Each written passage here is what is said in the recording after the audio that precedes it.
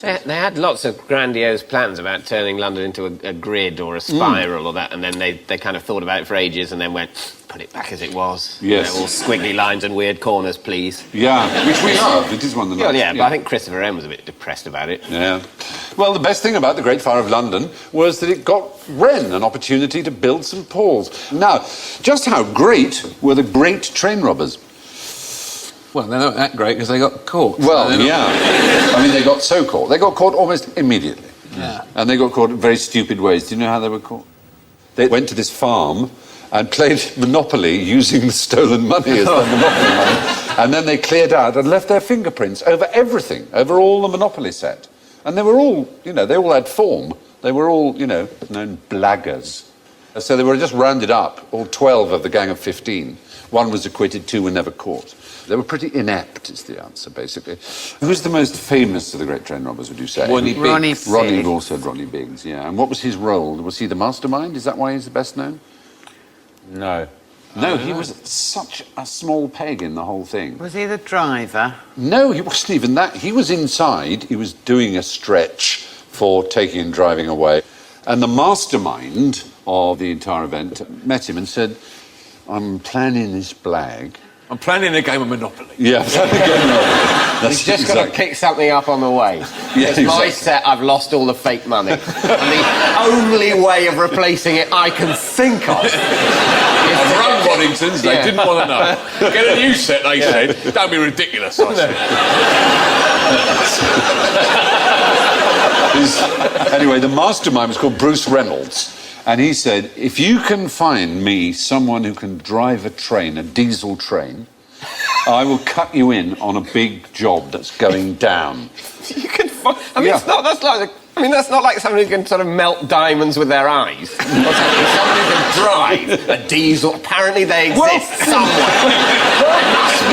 But the amazing thing, David Mitchell, is that Biggs found this guy whose nickname was Old Pete or Stan Agate. No one knows who he was because he was the one who was never caught. Oh, was that Old Pete the train driver? I know. Yeah. So his job... Right, after Casey Jones had turned him down. Yeah. For being found, Ronnie Biggs got a share worth 147,000, which in today's money is 1.6 million. And all he had to do, Ronnie Biggs, was get this guy, Old Pete, to the scene. But this Old Pete got to the train and said, I don't know how to drive that. Ronnie Biggs still got his share, but Old Pete was useless. He couldn't drive a train. He'd been lying all the time. I like the idea that Old Pete's like those actors who put on their CV, yes, I can horse ride. Oh, yes, I can drive a train. I speak Mandarin too. Train through China, no problem at all. That's how he found him. He went through Spotlight. And the other, apparently, he was very well reviewed in Much Ado About Nothing last year. And he's trained in modern dance. Yeah. That could come in handy. Well, the great train robbers weren't particularly great. Most of them were caught because they left fingerprints on the Monopoly set at the safe house. From criminal bungling to a great scientific mystery, why did it take 300 years to give the giant tortoise a scientific name? A scientific name? Yeah, i.e. the Latin name. It turned out to be called Geochelonia, you know. Is it because they just thought that was pretty good, giant tortoise? We'll leave it with that. Yeah. So, Yeah? No, I was going to say something about which now it's unusable. I'm going to have to say it now. Go on. How did it, man? They thought...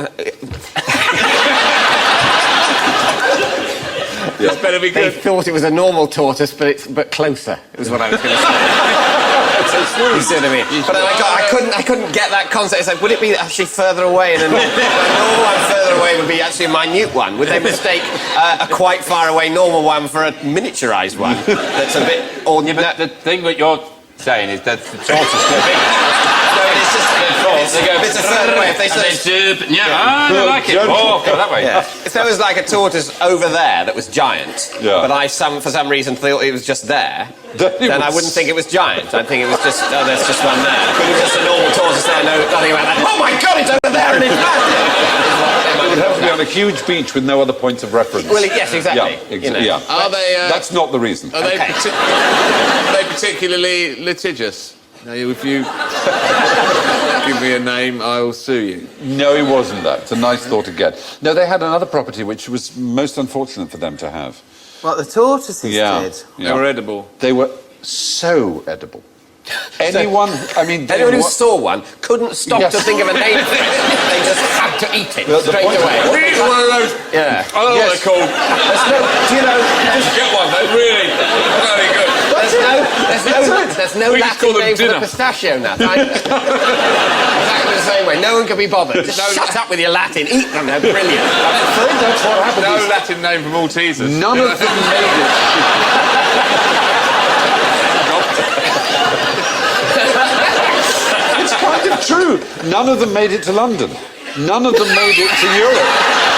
Now this time, we're going to take it and we'll take London and study it. Leave it. No. However, I'm taking it back. People getting up in the... Ferry coming into Dover, there's a bloke going... leaving the door where the tortoises stay. all right, look. Take 9 of them. We'll eat 8. Absolutely. And then everyone's looking at it and going, come on. And then the seas become... The days on end, the seas become, there's one tortoise left. Yeah. Come on, imagine- sir. Come on, we'll go back. Let's just go back and get some more. Imagine the moment after they've eaten that last quarter. They're sitting there thinking, we are... Even on... I'm too full. Even Darwin, on Darwin's last boycott. There were dozens. There were He dozens. collected every species in the world and he ate that one. They had them all. They did. I've done all those, done all the butterflies, done all the beetles. I'm eating that. The only descriptions of them are comparing them to chicken, beef, mutton and butter and saying they're how much better they are than all of those things. No one who'd ever eaten tortoise had ever eaten anything better. Why are they not and the farmed? liver and the bone marrow, every part of it was unbelievably Whereabouts delicious. are they from? Well, from the tropics Are mostly. there flights over there? Let's open They it, are guys. now protected. All 12 they're species. that delicious. They can't be. Well, they'll just say, yeah, we protected them. They're all in there. No need to look. Yeah, they're fine. There's a border around them, like North Korea. Yeah. There's a big pile of shells, like those piles of tyres you see in a scrapyard. But there were some that survived, however, and let me tell you about a very extraordinary That one. bloke there, he's just befriending that one. Yeah, come over here, my pretty. I'm trying to think of a name for you. But they are amazing animals. Apart from how delicious they are, Adwaita died in 2006, and he was Clive of India's pet.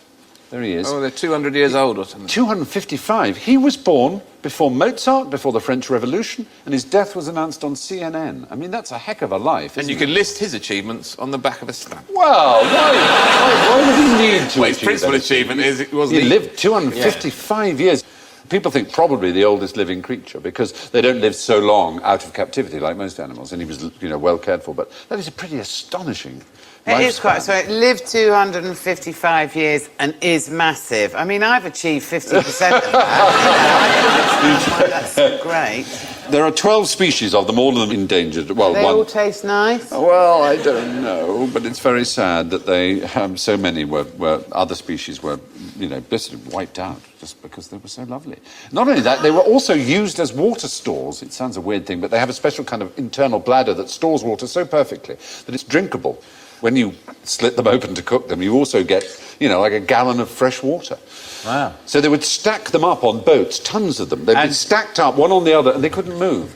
And they didn't need to be fed for months, so that they actually contributed a lot to whaling and other things because they were used as a foodstuff and a water supply that was just kind of permanent. So you've got the on board. water as well. And imagine if you smash the shell open, there's like a little toy in there, like a Kinder Egg. Like a little game, you've got to get the balls in the holes. Yeah.